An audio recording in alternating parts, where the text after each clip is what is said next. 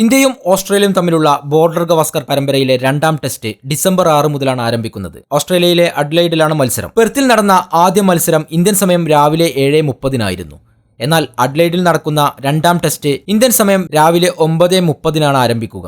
ടോസിനായി രണ്ട് ക്യാപ്റ്റന്മാരും രാവിലെ 9 മണിക്ക് തന്നെ ഫീൽഡിലെത്തും. ഇതുവരെ 12 ഡേ നൈറ്റ് ടെസ്റ്റുകളാണ് ഓസ്ട്രേലിയ കളിച്ചത്. അതിൽ അവർ 11 വിജയിച്ചിട്ടുണ്ട്.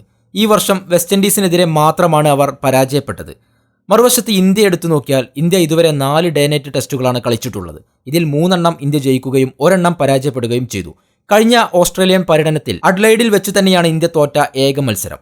പെർത്തിൽ നടന്ന ആദ്യ മത്സരത്തിൽ ഓസ്ട്രേലിയയെ 295 റൺസിനാണ് ഇന്ത്യ പരാജയപ്പെടുത്തിയത്. മത്സരത്തിൽ വിജയിച്ചതോടെ ഇന്ത്യ മികച്ച തുടക്കം തന്നെയാണ് പരമ്പരയിൽ കുറിച്ചത്. മത്സരത്തിൽ 534 റൺസ് വിജയലക്ഷ്യം ഇന്ത്യ ഓസ്ട്രേലിയക്ക് മുന്നിൽ വെച്ചെങ്കിലും ആതിഥേയർ 238 റൺസിന് പുറത്താവുകയായിരുന്നു. പരിചയസമ്പന്നനായ ക്യാപ്റ്റൻ രോഹിത് ശർമ്മയും യുവതാരം ശുഭ്മാൻ ഗില്ലും ടീമിലേക്ക് മടങ്ങിയെത്തിയിട്ടുണ്ട്. അതുകൊണ്ട് തന്നെ അഡ്ലൈഡിൽ നടക്കുന്ന ടെസ്റ്റിനായുള്ള ഇന്ത്യൻ പ്ലേയിങ് 11-ൽ മാറ്റം വരാൻ സാധ്യത കൂടുതലാണ്. ഡേ നൈറ്റ് ടെസ്റ്റുകളിൽ ഇന്ത്യയുടെ ഫലങ്ങളും റെക്കോർഡുകളും നമുക്കൊന്ന് പരിശോധിക്കാം. ഇന്ത്യ 4 പിങ്ക് ബോൾ ടെസ്റ്റുകളാണ് ഇതുവരെ കളിച്ചിട്ടുള്ളത്.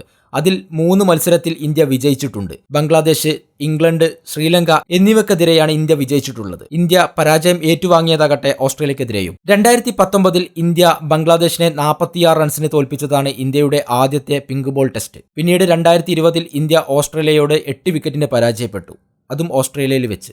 പിന്നീട് 2021 ഇന്ത്യയുടെ 3ാമത്തെ പിങ്ക് ബോൾ ടെസ്റ്റ് നടക്കുന്നത്. അത് ഇംഗ്ലണ്ടിനെതിരെയായിരുന്നു. 10 വിക്കറ്റിനാണ് ഇംഗ്ലണ്ടിനെ ഇന്ത്യ പരാജയപ്പെടുത്തിയത്.